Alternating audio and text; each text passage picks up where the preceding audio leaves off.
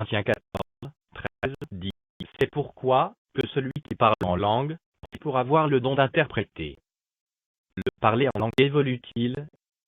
Beaucoup de frères posent chaque fois la question de savoir si le parler en langue évolue.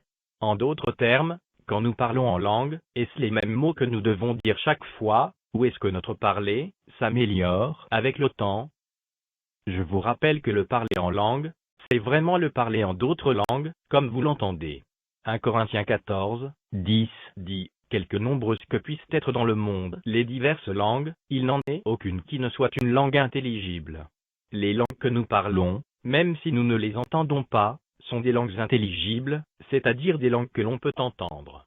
S'il s'agit donc de vraies langues, c'est que notre maîtrise de ces langues se fera au fur et à mesure que nous les utilisons. 1 Corinthiens 14, 18 dit « Je rends grâce à Dieu de ce que je parle en langue plus que vous tous. » À cette question, nous ajoutons deux autres qui lui sont semblables. Le parler en langue d'un enfant de Dieu peut-il cesser? Non. La Bible nous enseigne que Dieu ne se repent pas de ses dons. Si c'est Dieu qui vous a donné le don de parler en langue, il ne le retirera pas. Peut-on parler volontairement? Ou bien chaque fois c'est l'Esprit qui doit nous pousser à parler? Si le parler en langue est un don que Dieu nous a donné, nous pouvons l'utiliser quand nous le voulons. Utilité du parler en langue. Don d'intercession. Le parler en langue est un merveilleux don d'intercession que Dieu nous a donné. Dans Thessaloniciens 5, 17, la Bible nous demande de prier sans cesse. Comment quelqu'un peut-il prier sans cesse, s'il ne peut prier que par l'intelligence? Éphésiens 6, 18 dit « Faites en tout temps, par l'Esprit, toutes sortes de prières et de supplications. Veillez à cela avec une entière persévérance, et priez pour tous les saints. » Comment un chrétien peut-il mettre cet enseignement en pratique, s'il ne parle pas en langue? Quel genre d'intercession un enfant de Dieu peut-il faire s'il ne peut pas prier en langue? Lisons ensemble 1 Corinthiens 14, 14 au 15. « Car si je prie en langue, mon esprit est en prière, mais mon intelligence demeure stérile. Que faire donc? Je prierai par l'esprit, mais je prierai aussi avec l'intelligence.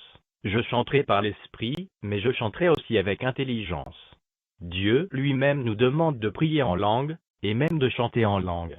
Comment peut-il nous demander de faire de telles choses, si nous ne devons pas parler en langue? Comprenez une fois de plus, bien-aimés, que chaque vrai enfant de Dieu doit parler en langue. Don d'édification personnelle. 1 Corinthiens 14, 4 nous dit « Celui qui parle en langue s'édifie lui-même. » Ceci veut dire que le parler en langue est un excellent don d'édification personnelle que Dieu nous a donné. Comment pouvez-vous mépriser un don aussi important pour votre propre édification? Don d'édification pour l'Église. Le parler en langue est aussi un don d'édification pour l'Église. Chaque fois que la langue est interprétée, toute l'Église en reçoit édification. 1 Corinthiens 14, 4, 5. Celui qui prophétise édifie l'Église. Celui qui prophétise est plus grand que celui qui parle en langue, à moins que ce dernier n'interprète, pour que l'Église en reçoive de l'édification. Ce n'est pas pour rien que les apôtres veillaient à ce que tous les enfants de Dieu soient baptisés du Saint-Esprit. Actes 8, 14-17. Les apôtres, qui étaient à Jérusalem, ayant appris que la Samarie avait reçu la parole de Dieu, y envoyèrent Pierre et Jean. Ceux-ci, arrivés chez les Samaritains, prièrent pour eux, afin qu'ils reçussent le Saint-Esprit. Car ils n'étaient encore descendus sur aucun d'eux, ils avaient seulement été baptisés au nom du Seigneur Jésus. Alors Pierre et Jean leur imposèrent les mains, et ils reçurent le Saint-Esprit. Dans Actes 19, 1-6, Paul rencontre un groupe de chrétiens.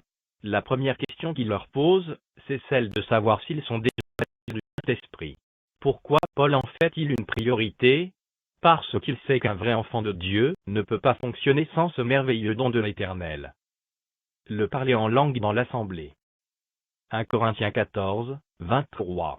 Si donc, dans une assemblée de l'Église entière, tous parlent en langue, et qu'il survienne des hommes du peuple, ou des non-croyants, ne diront-ils pas que vous êtes fous? Quand vous visitez les assemblées aujourd'hui, vous voyez quelqu'un avec le micro en main dire « Maintenant, tout le monde debout.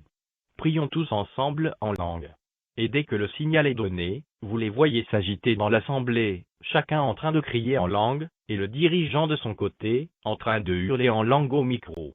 Et vous avez l'impression de marcher. Quelle folie!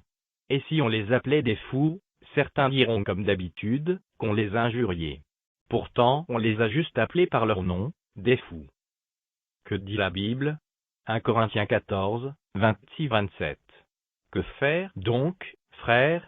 Lorsque vous vous assemblez, les uns ou les autres parmi vous ont-ils un cantique, une instruction, une révélation, une langue, une interprétation, que tout se fasse pour l'édification? En est-il qui parle en langue, que 2 ou 3 au plus parlent, chacun à son tour, et que quelqu'un interprète? Les chrétiens sont tellement aveuglés aujourd'hui, ils ne font que le contraire de ce que Dieu a demandé. Comme ils ne vérifient plus eux-mêmes la Bible, ils suivent avec les yeux fermés les aveugles qui les conduisent. C'est pour cela qu'ils sont tous dans le trou aujourd'hui. Ma prière, c'est qu'après ces enseignements, vous puissiez sortir du trou dans lequel vous êtes déjà. Le Seigneur revient bientôt, et Satan vous a déjà tous enrôlés dans le piège de la fausse doctrine. Bien-aimés, retournez à la saine doctrine.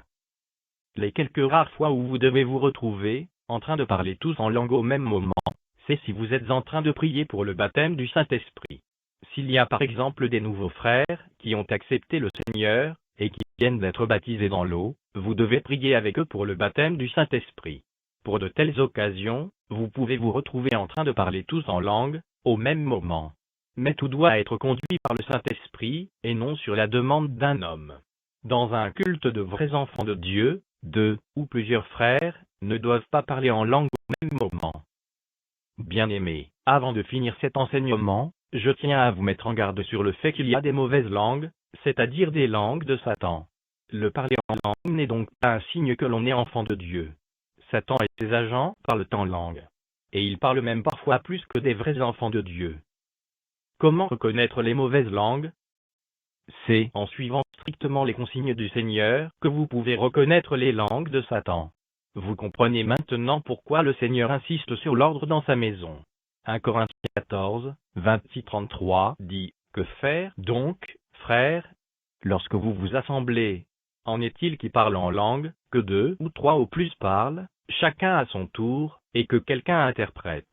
S'il n'y a point d'interprète, qu'on se taise dans l'Église, et qu'on parle à soi-même et à Dieu. Et s'il y a un autre qui est assis à une révélation, que le premier se taise. Car vous pouvez tous prophétiser successivement, afin que tous soient instruits, et que tous soient exhortés.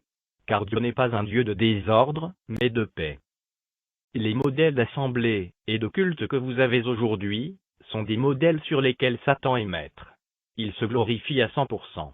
Dans le désordre et l'indiscipline, c'est Satan qui règne. Si le Seigneur vous accorde la grâce d'étudier les œuvres de Satan dans les assemblées, nous reviendrons sur ce sujet, et nous en parlerons en détail. En conclusion, bien-aimés, je tiens à éveiller votre esprit par rapport au combat spirituel. Que vous soyez de ceux qui combattent, ou de ceux qui dorment, sachez que Satan vous combat activement. Vous devez donc vous réveiller enfin de votre sommeil, et commencer à combattre. Quand vous priez en langue, ce sont des grandes flèches que vous dirigez dans le camp de l'ennemi. Ne vous empêchez donc pas de prier en langue. Quand vous passez un seul jour sans prier en langue, vous laissez le champ libre à Satan et ses agents. Plus vous intercédez en langue, plus vous êtes fort spirituellement, et plus vous gagnez la victoire pour le peuple de Dieu. Ne soyez donc pas étonnés de ce que les démons pasteurs vous privent de cette arme, en vous disant que le parler en langue n'existe plus. Je recommande aux dirigeants de veiller à passer assez de temps chaque jour dans l'intercession en langue, et aux fidèles d'en faire autant. Ne vous limitez pas. Tant que le Seigneur vous accorde la force, intercédez.